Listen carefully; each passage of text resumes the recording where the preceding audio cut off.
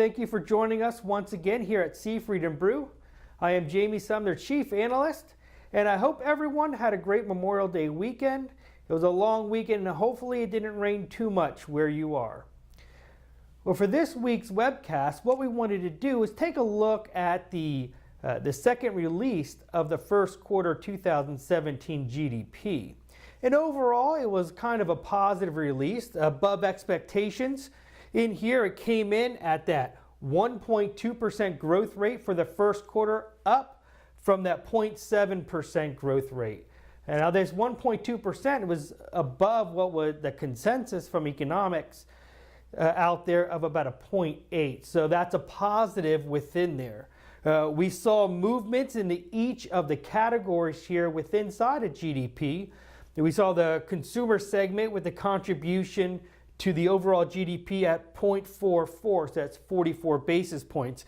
And that's a pickup of 21 basis points when we look at the advanced release versus the second release.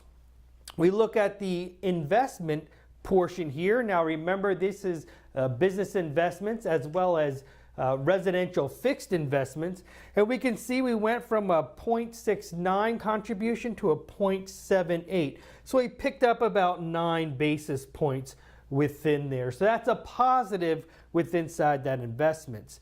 Now when we look at the overall contribution, consumer, as we know, we've talked about this before, contributes about 70% of overall GDP. When we look at the investment portion, that gives around a 17% of the overall GDP. So that's how these two work out.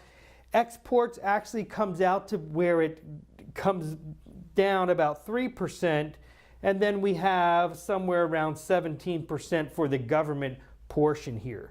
So this is how it kind of flows out within inside of the GDP. Now keep that in mind when we start looking at the different growth rates in three of these categories. So we look at the government. The government came originally with the advanced release was projected down 0.3%, detracting 30 basis points from GDP, and now we're at down 20 basis points. So we got a pickup of 10 basis points. And overall with the exports, imports, here we're picking up about 6. So the big winner here would be that consumer segment really popped up in there, and that's a positive. However, when we look at the growth rates, so now these are the growth rates within inside of the different components. So this is a percentage change from the prior quarter. You can see we had some very strong quarters back here, 4.5%. For the consumer portion back in the fourth quarter 2014.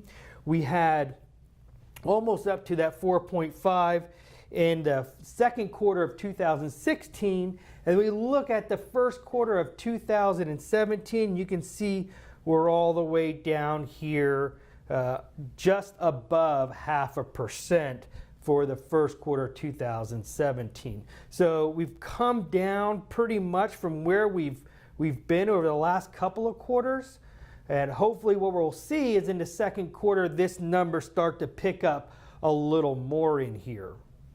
When we look at the gross private domestic investments, we can see we survived throughout this time period with relatively low levels of growth in here, picked up almost to that 10% mark back in the fourth quarter, and now we're just under that 5% mark for the first quarter of 2017. Now these numbers, however, are plagued with the inventories, which tend to be kind of volatile.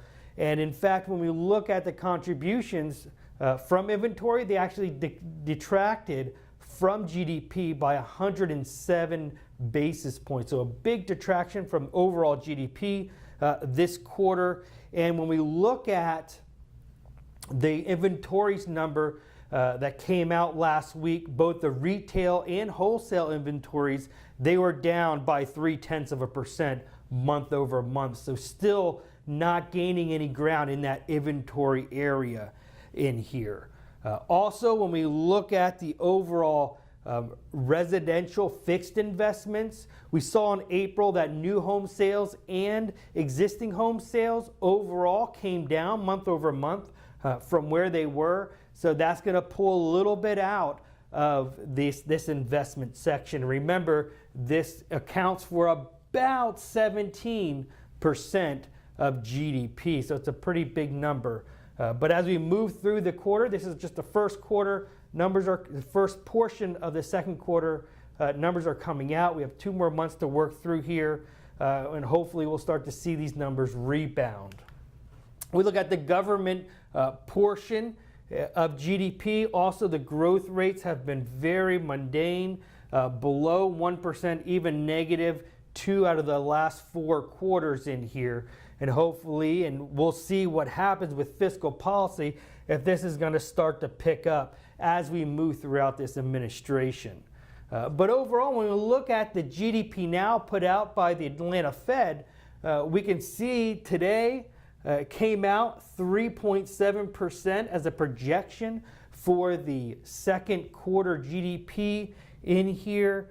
That is very aggressive. If you recall, this is fairly volatile as the release approaches. Last quarter we saw it dip down pretty far to that 0.2% mark before the release of the advance estimate. But that's where we are right now at that 3.7. So it'd be interesting as we move throughout the next couple of months to see how this number is volatile and if it remains where it is, if it starts to come back down. That's what we have for you this week. We look forward to seeing you next week. Have a great week, everyone.